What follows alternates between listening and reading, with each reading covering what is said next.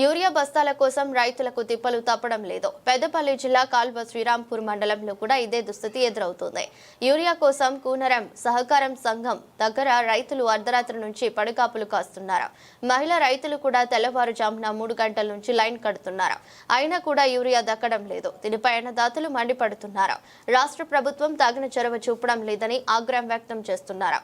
రాత్రి నుంచి ఎదురు చూస్తున్నా ఫలితం లేదని, కేవలం ఒక్క బస్తా మాత్రమే దొరికిందని వాపోతున్నారు.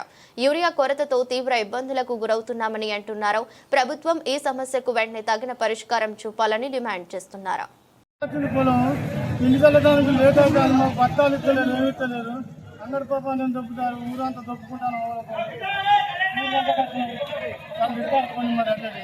కాల్వ శ్రీరాంపూర్ మండల్ కూనారం సహకార సంఘంలో ఈరోజు యూరియా బస్తాలు రావడం జరిగింది.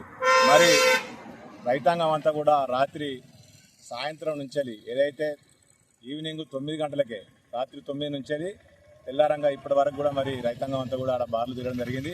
కొంతమంది మహిళా రైతులు అయితే దుప్పట్లు తీసుకొని వచ్చి ఆడ పడుకొని లైన్లో ఉండడం జరిగింది. మరి గత ప్రభుత్వంలో బీఆర్ఎస్ ప్రభుత్వం ఉన్నప్పుడు ఏదైతే గౌరవ ముఖ్యమంత్రి గారు చంద్రశేఖరరావు గారు ఉన్నప్పుడు మరి 10 సంవత్సరాల కాలంలో ఒక్కరోజు కూడా ఒక్క రైతుకు కూడా మరి మందు బస్తాల బాధ కావచ్చు, నీళ్ళ బాధ కావచ్చు ఏది రాలేదు.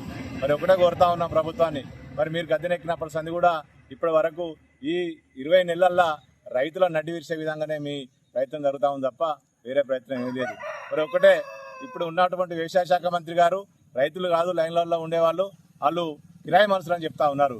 మరి నువ్వు కూడా ఒక రైతు బిడ్డగా ఆ మనుషులను ఏదైతే ఉన్నటువంటి లైన్లో ఉన్నటువంటి రైతులను కిరాయి మనుషులు అనడం శోచనీయం. మరి బీఆర్ఎస్ తరఫున దాన్ని ఖండిస్తూ ఉన్నాం.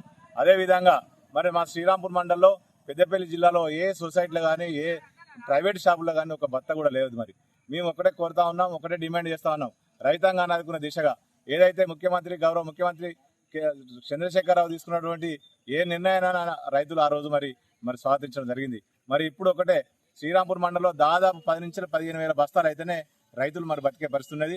మరి గౌరవ డిఓ గారిని అడిగితే మరి ఒక బస్తా కూడా లేదని చెప్తా ఉన్నారు. మరి అదేవిధంగా గౌరవ ఏఓ గారిని అడిగితే ఆయన కూడా మరి బస్తాలు లేవు తెప్పిస్తా ఉంటా ఉన్నారు. రోజు తెప్పిస్తా ఉన్నారు తప్ప ఒక్క రోజు కూడా ఒక్క బస్తా వచ్చింది లేదు, ఒక లారీ దిగింది లేదు. పార్టీ తరఫున బీఆర్ఎస్ పార్టీ రైతుల పక్షాన మీ అండగా ఉంటుంది. తప్పకుండా రాబోయే రోజుల్లో మరి కాంగ్రెస్ పార్టీకి బుద్ధి చెప్పే విధంగా రైతాంగం అంతా కూడా నడుగట్టాలని కోరుతా ఉన్నాం. మేము